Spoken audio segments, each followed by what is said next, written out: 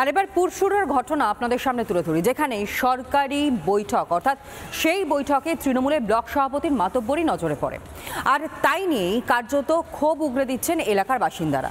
মূলত পাড়ায় সমাধান এবং সেই ক্যাম্পে কিভাবে একজন তৃণমূলের ব্লক সভাপতি এইরকমভাবে উপস্থিতি জলজল করতে পারে তা নিয়ে প্রশ্ন তুলেছেন এলাকার বাসিন্দারাই। অন্যদিকে গোটা বিষয় নিয়ে ইতিমধ্যেই রাজনৈতিক তরজা শুরু হয়ে গিয়েছে। উনি কি মুখ্যমন্ত্রী? উনি কি মুখ্যমন্ত্রী? সরকারি প্রতিনিধি বলুক। উনি কি মুখ্যমন্ত্রী? সরকারি প্রতিনিধি কথা বলুক। সরকারি প্রতিনিধি কথা বলুক।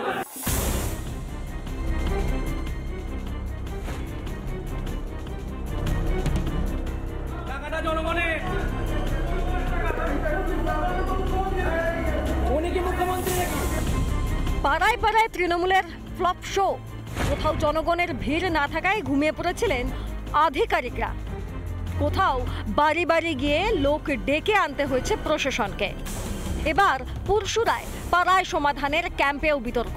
অভিযোগ, কেলেপাড়া পঞ্চায়েত এলাকায় ক্যাম্পের বৈঠকে নেতৃত্ব দিচ্ছিলেন পুরসুরার ব্লক তৃণমূল সভাপতি যশবন্ত ঘোষ। এতেই ক্ষিপ্ত হয়ে ওঠেন স্থানীয়রা। শুরু হয় তুমুল বচসা। আমি তো পরিচালনা করিনি, আমাকে সমাজসেবী হিসেবে বক্তব্য রাখতে বলেছে, সেই সরকারের কথা বলেছি, কোথাও তো তৃণমূল কংগ্রেসের কথা বলিনি। আপনাকে আমন্ত্রণ কে জানিয়েছে? আমার এই এলাকার মানুষ ডেকেছে।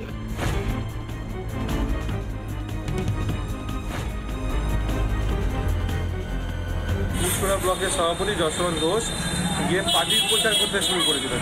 তো সেখানে ডেফিনেটলি ওখানকার সচেতন মানুষ তারা প্রতিবাদ করেছে এবং প্রতিবাদ করে তাকে বার করে দিয়েছে। এই কর্মসূচিটা যদি সাকসেসফুল হয় তাহলে সবাই তো মমতা বন্দ্যোপাধ্যায়কে ভোট দেবে। তাই এইটাকে বানচাল করার চেষ্টা বিজেপি করার চেষ্টা করছে। 21-এর ভোটের আগে দুয়ারের সরকার, সেই দুয়ারের সরকার নিয়ে নানা অভিযোগ উঠেছে। এবার 26-এর ভোটের আগে পাড়ায় সমাধান প্রকল্প নিয়েও প্রায় প্রতিদিনই বিতর্ক। এর শেষ কোথায়? রিপাবলিক বাংলা। নানা ধরনের কন্টেন্ট দেখার জন্য লাইক করুন, শেয়ার করুন আমাদের ফেসবুক পেজ, সাবস্ক্রাইব করুন আমাদের ইউটিউব চ্যানেল। পাশাপাশি অন্যান্য ব্রেকিং নিউজের জন্য অবশ্যই চোখ রাখুন রিপাবলিক বাংলায়।